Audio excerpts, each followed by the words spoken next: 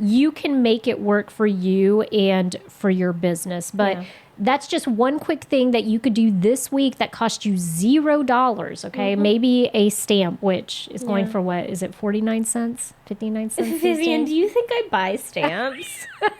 Hey everyone, welcome to the S.O.B Marketing Podcast, where we celebrate the S.O.B that you are, and if you haven't figured it out yet, we mean small-owned business. We don't mean S.O.B. Listen, we know that as a small business owner, you are working hard on the daily to keep your business fully operational while trying to promote it.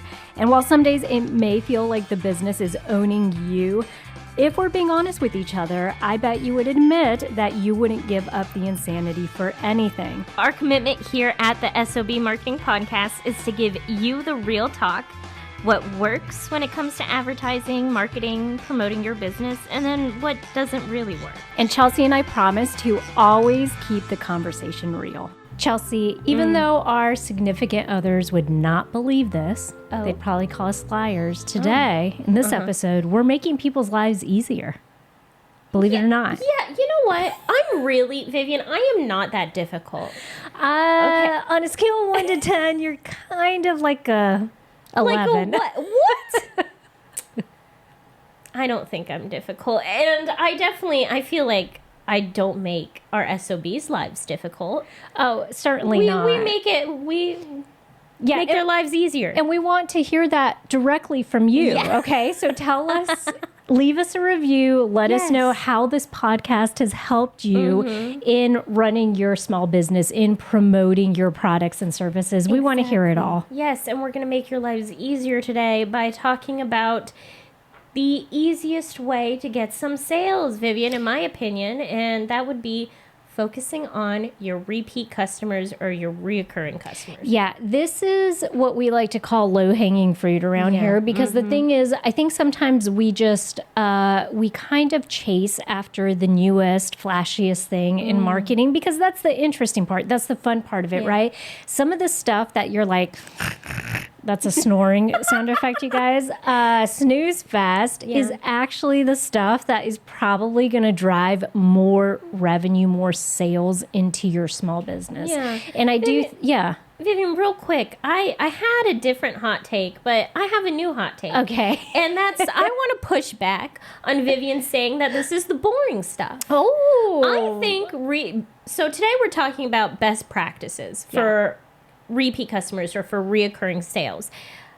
I think for me personally, this is the interesting stuff because it's getting in the nitty gritty and understanding your customers well enough to know how to keep them coming to your small business. Yeah, and you guys, Chelsea just dropped this little Easter egg for you guys on an upcoming conversation that we're going to have for a future topic, and it's actually about target audience. Yes. So that's going to be, this is why you need to follow or subscribe, whatever it is on whichever platform you're listening on. But one of our next conversations is going to be questions to ask. So to better understand or to learn more about your target audience. Yes. And so today... It was so smart of me to leave that Easter egg. It was definitely on purpose. I mean, 100% because you are level 11 difficult. I'm sure you're trying to make their lives difficult, leaving little hints everywhere. Okay, so let's go ahead. How are we going to conduct today's conversation with regards to how people can get that low-hanging fruit and the exciting stuff, which Chelsea says, this is the exciting part of marketing, tapping into getting more reoccurring sales from people that have already bought from them. Yeah. So we're going to start this conversation by reminding everyone why we should care about reoccurring sales.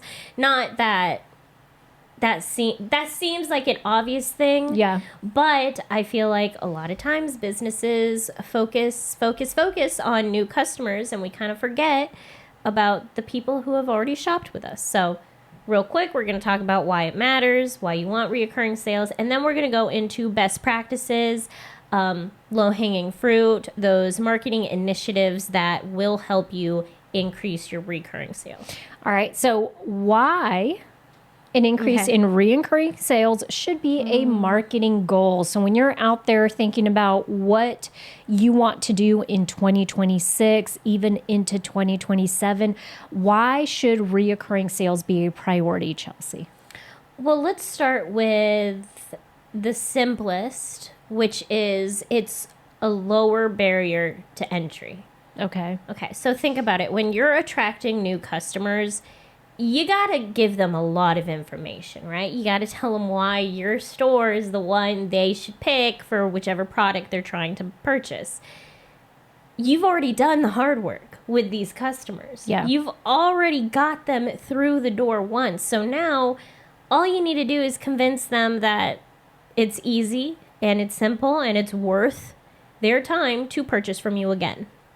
Yeah. The other part of it too is, and this goes hand in hand with that, because of what Chelsea said. And remember, you guys, we always throw this statistic out here. I should probably get this printed on a shirt because we talk about it all the time. It takes 7 to 8 touch points for somebody to consider spending money with you nowadays. Think about it, because they're bombarded with scrolling through social media, having ads pop up on them, running one ad campaign in one particular medium is not going to convert into a sale immediately. And you guys know this. If you've been running a business for any amount of time, you know this. Sometimes it takes 3 months, right? And 6 different ads to finally get someone to say, oh, you know what? I'm going to spend the $50 to try this new product out. So being that there are so many touch points that are now required, or not required, but that it takes for someone to finally spend money with you. Okay. That lower barrier is like super important, I think, right? So once you get them through the door, you've worked so hard, like she said, to get them through the door. You've run so many ads, you've posted so many times, you've done so much free PR to finally get them to spend money. Do not let them just, make one purchase and then leave. And then leave. So, the other part that goes hand in hand with that is that it actually costs less for that reason. It costs less. It's a higher conversion rate. Yes. For all of that, Try to do some basic math, and you could do the quick and dirty version of this. We always talk about formulas in marketing, but you could do a quick and dirty version of this. Try to always have a pulse on how much it's taking for you to get a new customer in, and then how much it's actually taking for you to get a reoccurring sale, okay? And what you're looking at in that sense is, for a reoccurring sale, you are probably doing a lot of in-house stuff, whether it's email marketing to be sure that you're keeping in touch with them, right? Maybe it's SMS, aka text marketing nowadays. Chelsea this morning gave me her leftover chai from a... Only sisters do this, okay? Yeah. Hey, I don't want the rest of this. Do you want it? So I got a little chai. Can I say real quick, in the back of my head, I was like, I'm only going to drink half of this, and then I'll give the other half to Vivian. And I came with like a sliver. I think Mom would call that, you brought me dos culitos, the chai tea, 2 little sips of chai tea. I sure did. But anyways, she got it from a local coffee shop in Somerville who happens to do a really great job at text marketing, okay? Oh, yeah. So every time that they're launching a new latte flavor, if they have something going on a Saturday, if they just want to remind you that they have the best sandwiches in town, they send a cute little quick text out to remind you. And so these are things you can be doing to bring that reoccurring sale in that are not going to cost you as much money as having to put out this campaign to try to get a new customer in. No, exactly. That's a great point. Also, Vivian, brand evangelists. Oh. Vivian taught me the word evangelist. This is part of our marketing lore. I was about to say, if you've been listening to S.O.B for a while now, then you would know this lore. But Vivian, if you don't know this lore, then go back to episode 1 and start from the bottom up. I mean, there you go. In one of the earlier episodes, Vivian taught me what an evangelist is, and now it's my favorite word. Brand evangelists are people who are very loyal to your brand, who speak your gospel, who tell everybody about your small business. That is PR, that is free marketing, and that is so important for small businesses. Yeah, in today's day and age, especially because every single one of you knows this, whether your preferred platform for communication is LinkedIn, whether it's Facebook or Instagram or TikTok, you know the value of just one person who 100% is going to bat for your business or for your product and service. That can actually convert to so many more sales, because it is true that the consumer these days, the customer, potential customer, is smart. Okay, so they know that anytime that you're... That's true? Yeah. I'm sorry. Chelsea, write hate mail. Let me send you the P.O. box number, you guys. Attention, Chelsea Mojica. Okay. The thing is, because they're smart and they understand the way that marketing and advertising works, they know that if it's something you're posting, it's going to have a little bit of a slighted view to it, right? Yeah. But if it's something that's posted by somebody else, by somebody in a Facebook group, right? When they throw out there, who's the best dentist? If it's coming from 5 different people that are tagging your dentist practice, then they're going to be like, oh, okay, I trust these people because they're not getting compensated to say this. So brand evangelists can actually take your business really, really far. And so to Chelsea's point, the only way to convert someone to be a brand evangelist is to give them as many experiences with your business, with your product and services, good experiences. So that's why those reoccurring sales are super important, because without them, you're not going to have a brand evangelist that converts after just one purchase. Yeah. Well, you can, but very few and far between. Absolutely. Also, that would be very impressive. Please tell me if you've gotten like a lot of brand evangelists from one purchase. I would love that. Yeah. Good for you. Okay, Vivian. So I think we've convinced everyone reoccurring sales are important. Let's talk about best practices. I am starting somewhere, Vivian. I don't know if you're going to agree with me. No. And it might be controversial to some people, but I feel like Chelsea just talks in controversial terms all the time. I just have a lot of opinions. I really do. And you keep none of them to yourself. No. I mean, you don't have to listen to me. You do have to listen to this podcast. No, listen to this let me rephrase that. You don't have to agree with me. And if you don't agree with me, please let me know.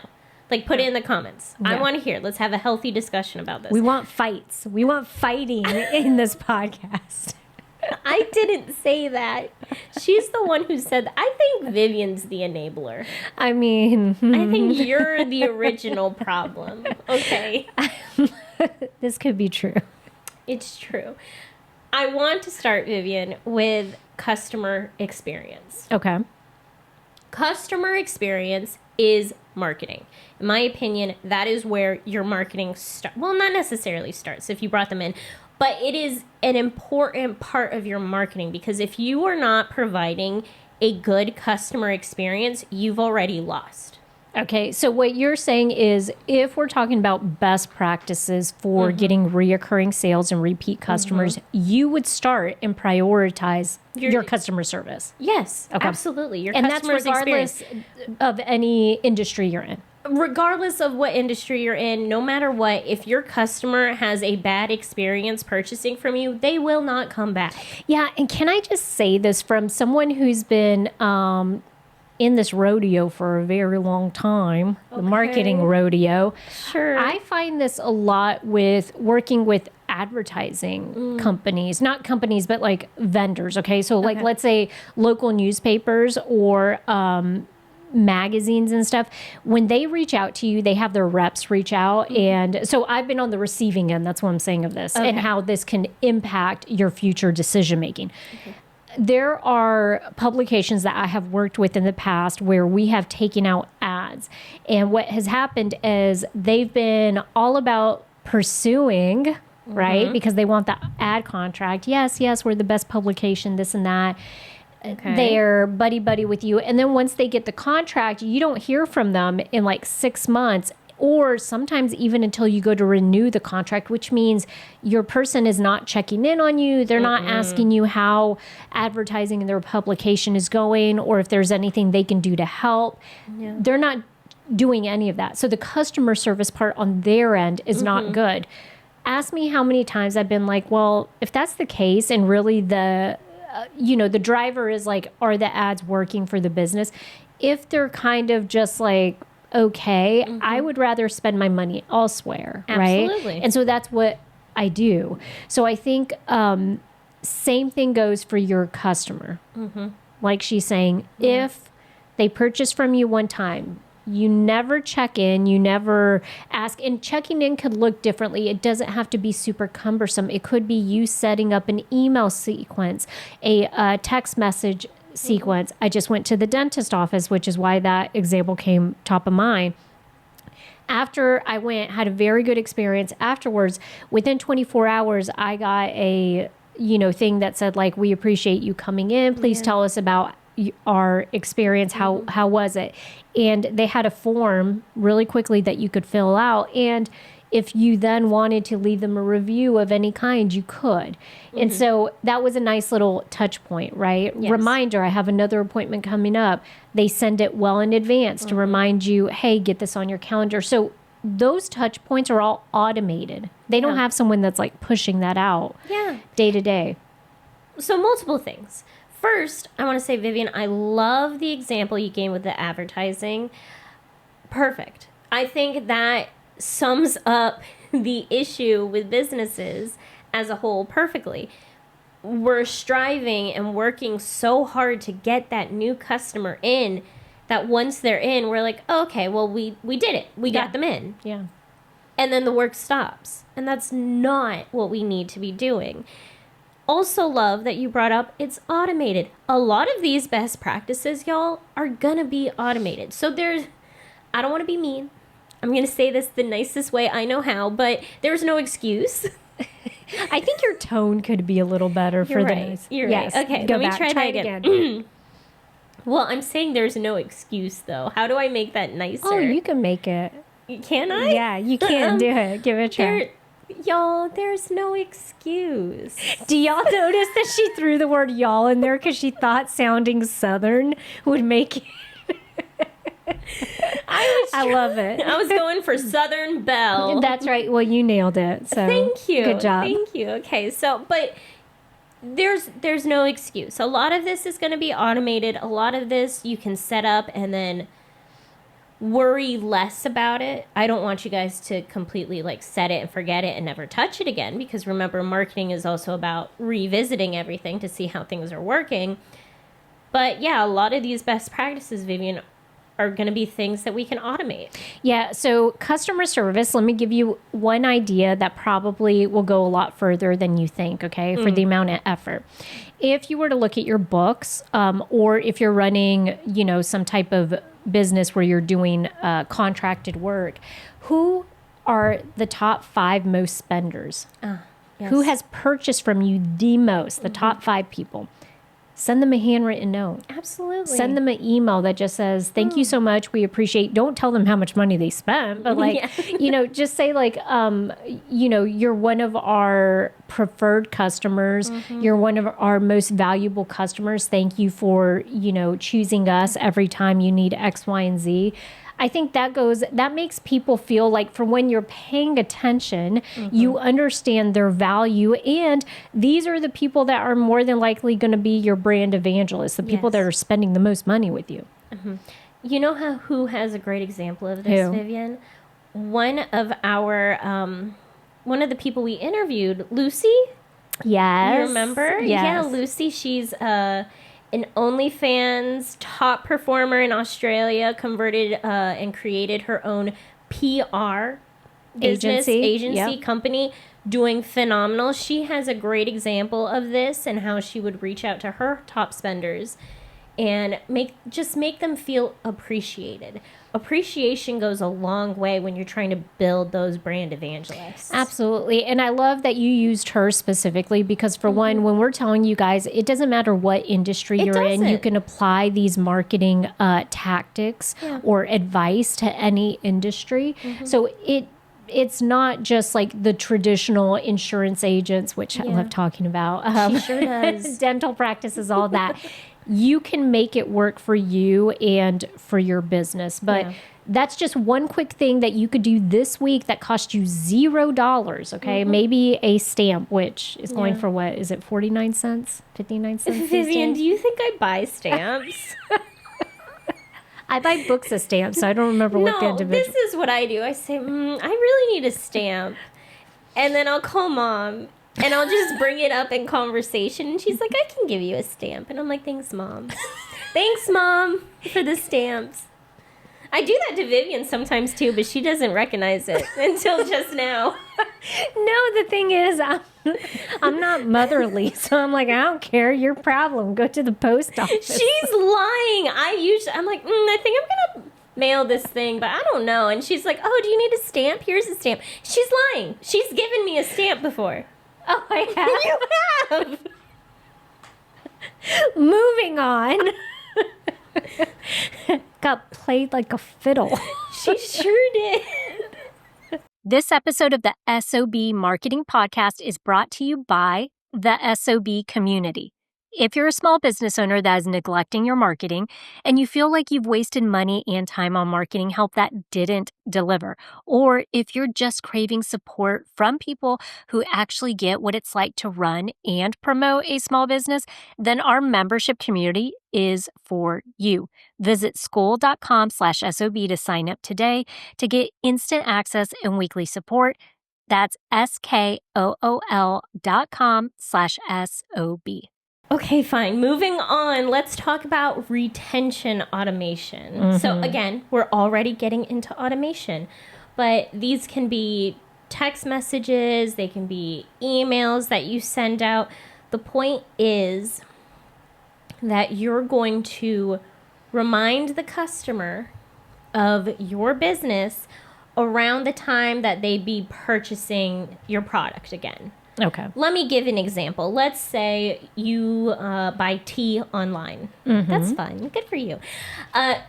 Let's say the amount that you buy, the quantity that you bought, usually lasts around a month. So as the business owner, once a month has passed and you still haven't purchased from me, I'm going to send you an email and I'm going to say, hey, you're probably running low on tea. Here's our top tea sellers. Here's the tea that you bought last time and other flavors that are related to that tea. Just a shove, a nudge. Like, hey, it's that time. A shove?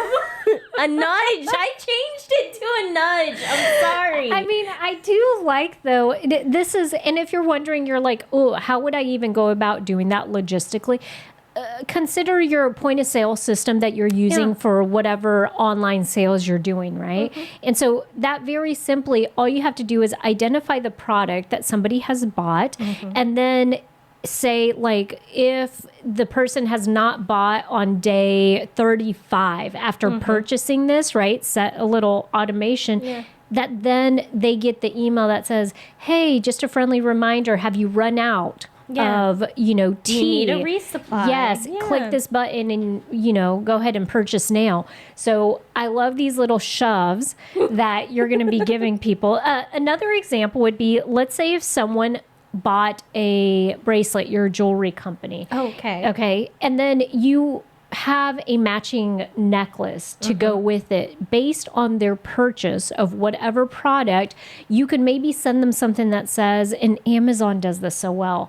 Yeah. Other people have bought this. Yes. Right? Frequently bought together. Yes. Yeah. And so that's just a way to keep the conversation going, keep top of mind, remind them like you have other products available. Another thing, even if it's not like a bracelet and a matching necklace, think of things that are perhaps you sell. If you're a jewelry company, perhaps you sell jewelry cleaner.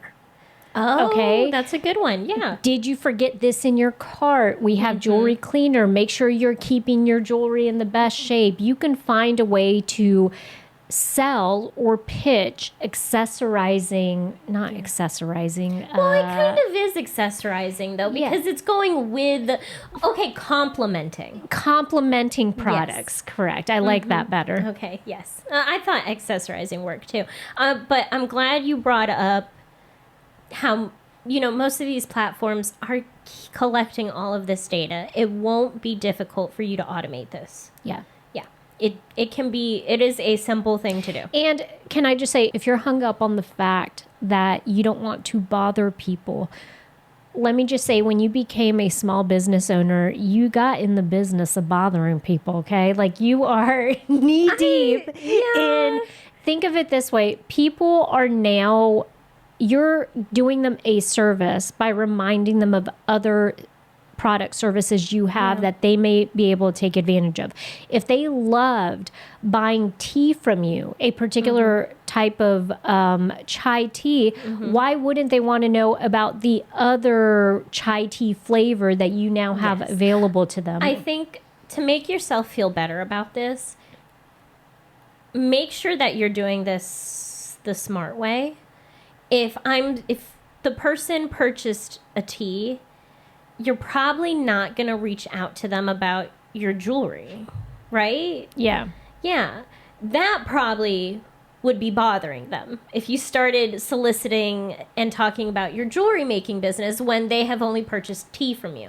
But if you're reaching out to them about something that they enjoyed and they purchased from you on purpose, I mean, you have to physically purchase something, when it's not a bother. No, especially if we know nowadays, and we talk about this in other episodes, customization is such a big thing for customers these days. And it can actually be the thing that convinces them to purchase whatever product and service you're trying to pitch them. What better way to show someone that you are paying attention to them by offering them something that is aligned with what their previous purchase was? And so what you're saying is, like, we have all this information on you and we've customized what we think would best fit with what you want, right? Or what you like. Or going back to the tea. I'm really on tea today, guys. It's because I had chai this morning. If I'm reaching out to you and saying, hey, you're probably running out of tea, I find that helpful because I'm not paying attention. Right. I probably would have absolutely just run out of the tea and been like, oh my God, I have no more tea. But because you reached out to me, now I remember, now I can keep stock, And now it's super easy because you've embedded a button that literally I just click, it adds it to cart, and then I just have to make sure my payment information is in there. Yeah. Okay, Vivian, let's talk about upselling and cross-selling. We kind of already touched on this, but let's get deeper into it. Let's do it. What is cross-selling? So cross-selling, we pretty much already kind of brought up, which is basically where you are recommending products that are aligned or kind of go hand in hand with what they're purchasing, right? Sure. So perfect example would be curtains. Right? Yes. Okay, yes. curtains. Okay. So if I'm buying curtains, show me curtain rods. Exactly. Right? And so then, because I'm probably going to need a curtain rod with my curtains. Exactly. So that would be cross-selling. Upselling would then be when you're trying to convince someone, not convince them, but when you're pitching to them, purchasing like an upgraded version of the product they have. Oh, I can give an example with curtains. Okay. So let's say I just want regular curtains. And then you on the website pitch like, but would you want blackout curtains? Yes. Which I do. And I did. And I bought them. And it didn't help. But whatever. We're not, Vivian, later on off camera, I'm going to tell you about the curtain fiasco. Yeah, I can't wait to hear about this. How just buying curtains turns into a fiasco when you're my sister. It wasn't me. It was Tim. All right. It was the blind leading the blind. That's Go ahead. Right. Okay, so that's upselling. I think the other part of this too is, sometimes this can actually come with, this is a little bit of an old school vibe because by the time you came up, Chelsea, you weren't going to Best Buy to physically buy products, were you? I mean, I've been to a Best Buy before. Okay, so if you guys remember, if you're in your 40s like me, you remember a time when you were going to Best Buy to actually buy your electronic stuff. And so let's say when you're buying a... Vivian, I don't remember the last time I bought electronics. I think that's what the problem is. If you were buying a computer, if you were buying a TV, they would ask you if you wanted a warranty plan, a protection plan. Yeah. Okay, well, there were options for that protection plan. And so on there, they would always try to get you to like, hey, go ahead and get the 3-year protection plan so that you don't, if anything happens to it, you don't have to worry about it. You could bring it back. We'll replace it. Very different than like, you know, the 1-year plan that you're only paying 12 months for. Yeah. So there's upselling in almost everything. We see it in every which way retail wise, right? So what we're recommending to you is figure out how you can integrate that into your sales, right? You probably can automate this as well. But even if you can't, if you have a retail store that people are walking into, okay? Yeah. We have somebody who's in our S.O.B community that has a vinyl record store. We have another person that sells apparel online. There are different ways that you could do it. Perhaps what that looks like is for an online apparel company, you do free shipping at $50, your cart is now at $35, and you're like, hey, by the way, you're this many dollars away from getting that free shipping. Is that a good example? I think that's a great example of upselling. Okay. So upselling usually is, yes, trying to get someone to purchase a more premium product, but I think that's still a good example of upselling, because at the end of the day, what it is you want them to spend more money. Yeah, or that's the goal. That could be the deterring thing from like, I'm buying a t-shirt, but I really wanted the hoodie, but the hoodie's more expensive. And then you go check out and you're like, oh, well, I could just get the hoodie, get free shipping, and then I'm spending the same amount of money. I do this all the time, if you guys can't tell. It's called girl math in my head. I was about to say, we're girl mathing right now, but you know what? Use girl math to your advantage. That's right. Okay, vinyl record store, Chelsea. Sure. What would that look like in store? I walk in, I'm looking through vinyl records. I've picked out maybe like 3 of them. I go to check out. What could an upselling be? So upselling, it could be that you're purchasing a used record, and then you get up to the front and they're like, you know what? We have a new freshly pressed version of this record. If you want the new version, you don't have to worry. Most record stores are really good about making sure that all their records actually play. But, if it's used, you don't know if there's a scratch here, or dent here, or anything like that. So maybe you want the new pressing. Yeah, I love that. The person is then pitching to them, trying to upsell them. The other thing could be with cross-selling, where maybe they see that you've liked a particular artist and you're buying an older vinyl, and they're like, hey, by the way, did you know they released a new album? This one last year or whatever. Oh, you didn't? Here it is, Yeah. So that could be cross-selling. Yes. This relates to nothing that we're talking about except for records, but really quick, can I just say, Tim and I had gone to the record store a while back. And it was record store day is when it happened, because I wanted a record store day exclusive. So we went. I managed to get the record, thank God. But while I was looking through all the records, Tim's wandering around, and he went up to Rob and he was like, oh, how much is this framed record that's on the wall? How much do you think it's gonna be if it's framed on the wall?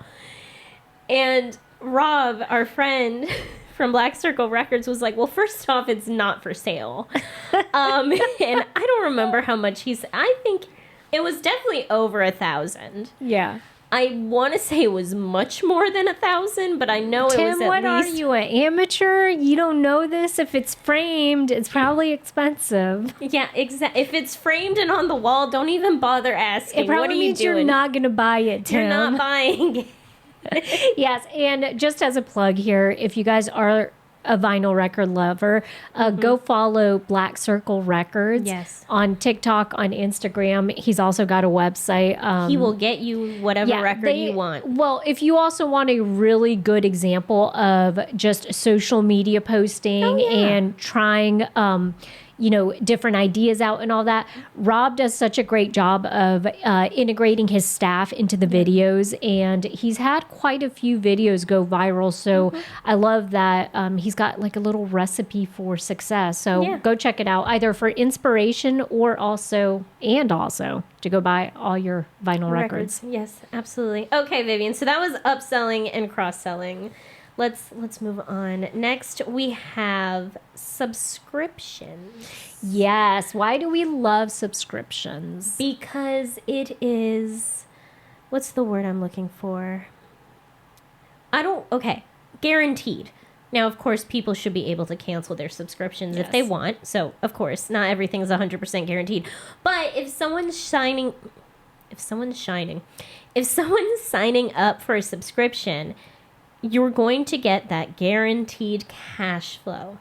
Yes. And that is helpful. That is a big deal. Also, that means that they care enough about your brand to sign up for that, so you can create a brand evangelist with that person if you go ahead and give them, I don't want to say I do want to say kudos. Because remember, this is a relationship that you're building, so make sure you're nurturing it.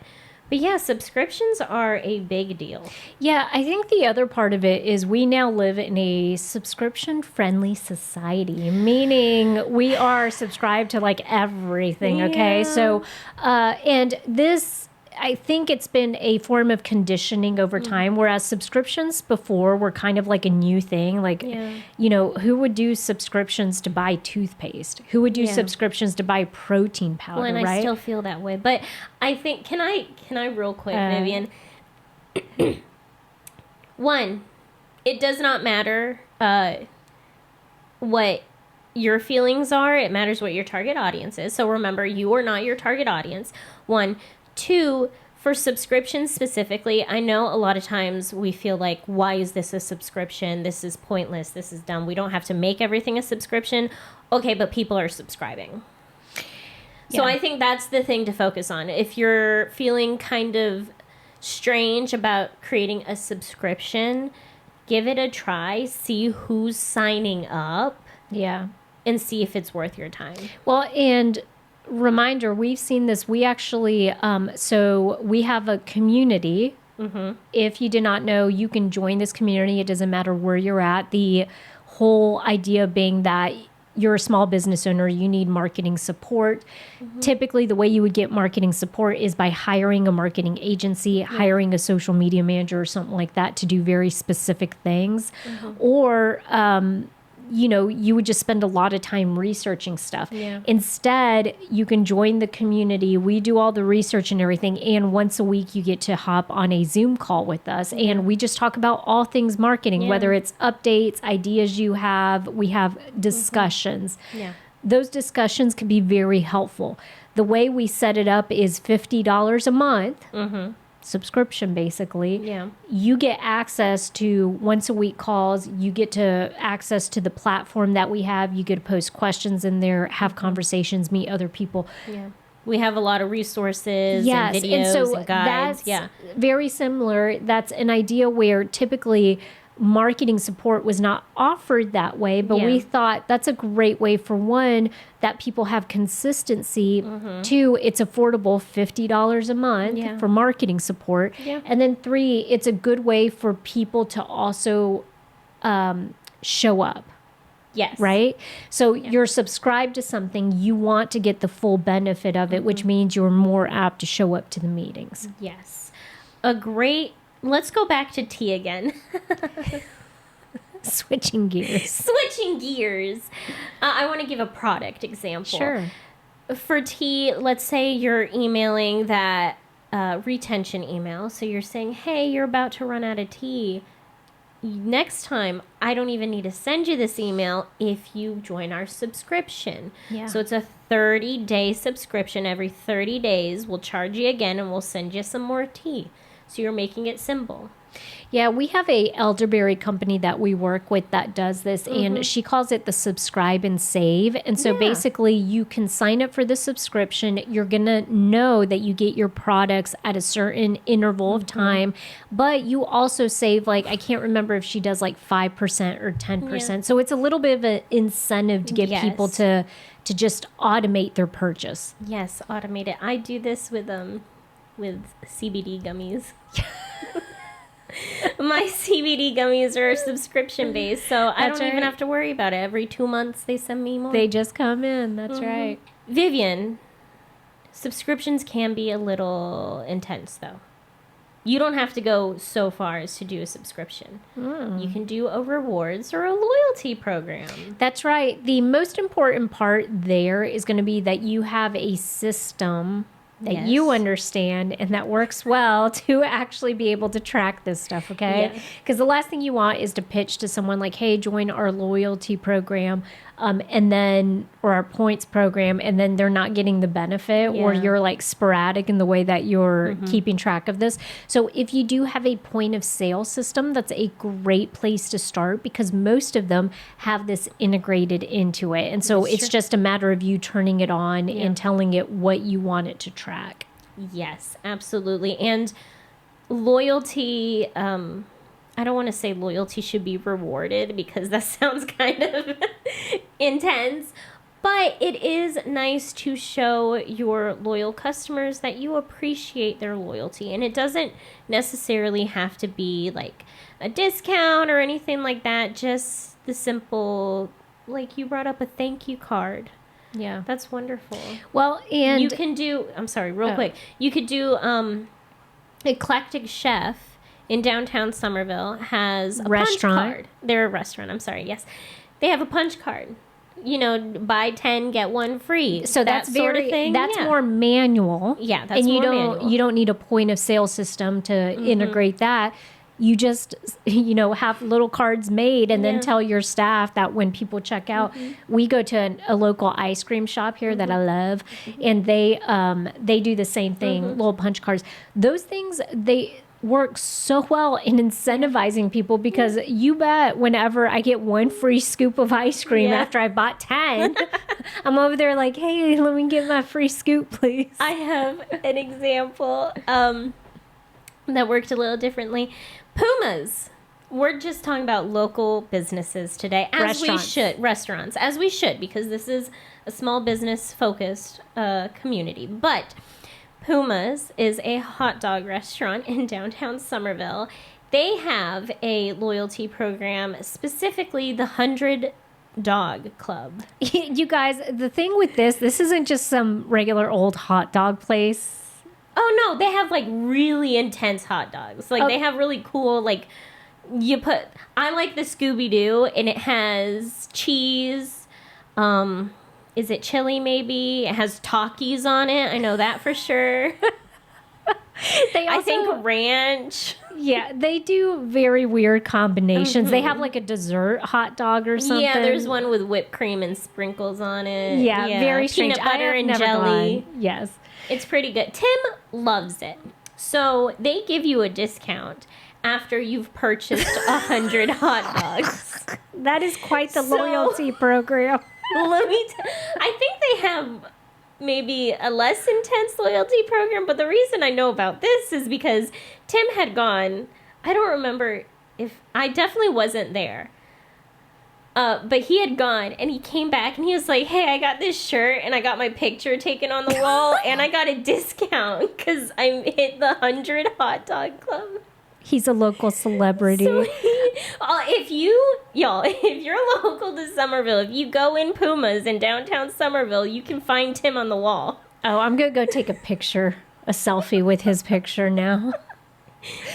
He's Puma royalty, Puma hot dog royalty. He bought 100 hot dogs. I have no words. But you know what?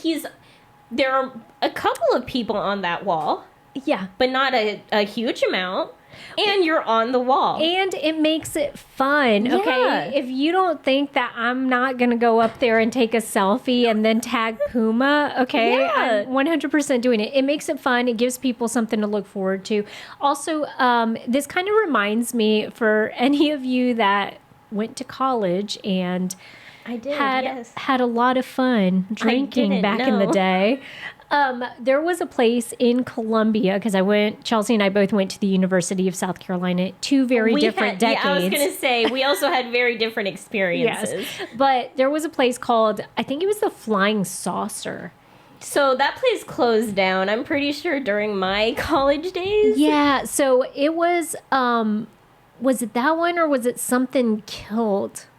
Green Kilt or something like that. I've never heard of that. Okay. I've heard of the Flying Saucer. One of the places, though, you could actually go, and if it was very similar to the hot dog thing, where if you bought like 100 beers or something, you would get like your name on a plate or something on the shelf. And so it was a big, in a college town. Yeah, lots of people are going to take full advantage and try to get that distinction. But I do think, so whether it's loyalty programs or points that you're tracking, it kind of reminded me, I wanted to bring up the psychology of this. For any of you that grew up clipping coupons with your mother, if you remember, like, I always used to get this feeling of like having a good coupon that's kind of burning a hole in your pocket. Like, you have to use it, and maybe you didn't necessarily need the product, but you had to. It was such a good deal. You had to use it. That is definitely still a thing. That is definitely still a thing. You want to know why? Because yesterday I went shopping with my friends, and one of my friends said, "Hey, we got to stop at the pet store because I have a $5 coupon that expires and I need to use it." And then she went in there and bought, like $80 worth of stuff to save $5. Yes. But that's the whole thing, is like, when you feel like it's quote unquote free money, it's hard to like turn that down, right? And so you almost, we were laughing about girl math. In your head, you do this mental gymnastics of like, I need to spend this money because it's free cash that I have. And so just know, people are usually hardwired for this. This is why these incentive programs work, these bonuses and rewards work.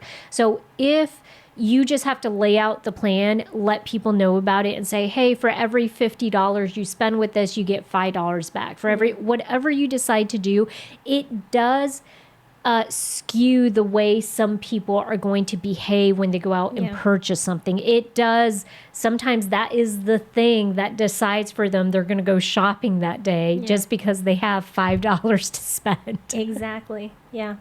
And these are all, relatively easy implementations to get those recurring sales. And low cost. So a lot of this stuff, maybe you could do it for cents.